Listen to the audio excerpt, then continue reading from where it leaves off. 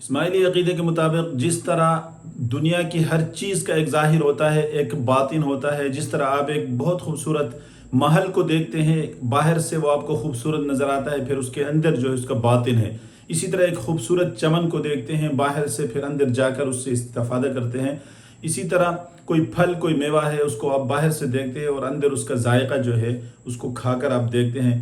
اسی طرح شریعت کا ایک ظاہر ہوتا ہے، ایک باطن ہوتا ہے، تو تمام احکام جو ہے وہ کوڈ ورڈ گویا کہ استعمال ہوئے ہیں اور ان کا کوئی باطنی مقصد ہوتا ہے۔ تو یہ جو وضو ہم کرتے ہیں اس کا باطنی معنی کیا ہے، اس کی ہم آج وضاحت کریں گے۔ یہ اللہ فرماتے ہیں اذا قمتم الى الصلاة فاغسلوا وجوهكم وایدیکم الى المرافق وامسحوا برؤوسکم وارجلکم الى الکعبین۔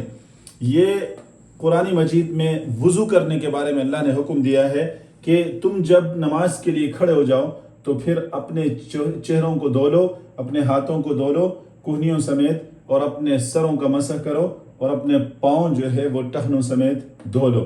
یہ 4 فرائض وضو ہیں۔ عام مسلمانوں کے ہاں یہ 4 فرائض وضو ہیں۔ وضو کرتے وقت آپ ان 4 فرائض کو ادا کریں گے، آپ کا وضو ہو جائے گا، اس کے بعد آپ نماز پڑھیں گے، اس کے بغیر آپ نماز نہیں پڑھ سکتے۔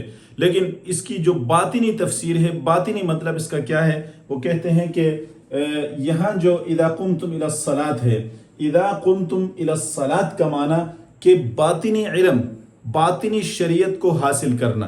جب تم ارادہ کرو باطنی شریعت کو حاصل کرنے کا تو پھر کیا کرو، فَغْسِلُوا وُجُوهَكُمْ، اپنے چہروں کو دھو لو۔ چہروں کو دھو لو کا مطلب یہ ہے کہ سب سے پہلے ناطق، چہرے سے مراد ناطق ہے۔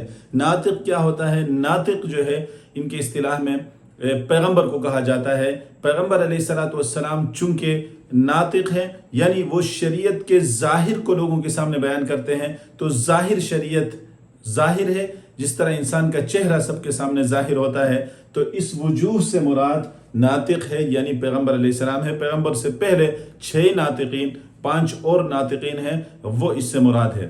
تو وَأَيْدِيَكُمْ، ید جو ہوتا ہے ہاتھ، یہ تصرف کرنے کا اور اپنا دفاع کرنے کا، طاقت استعمال کرنے کے لیے استعمال ہوتا ہے۔ تو ید ایدی سے یہاں اساس مراد ہے، یعنی اساس حضرت علی رضی اللہ تعالیٰ عنہ جو کہ شریعت کا جو باطن ہے اس کو وہ جانتے ہیں اور لوگوں کے سامنے اس کو بیان کرتے ہیں، تو گویا کہ وہ اساس ہے اور بنیاد ہے۔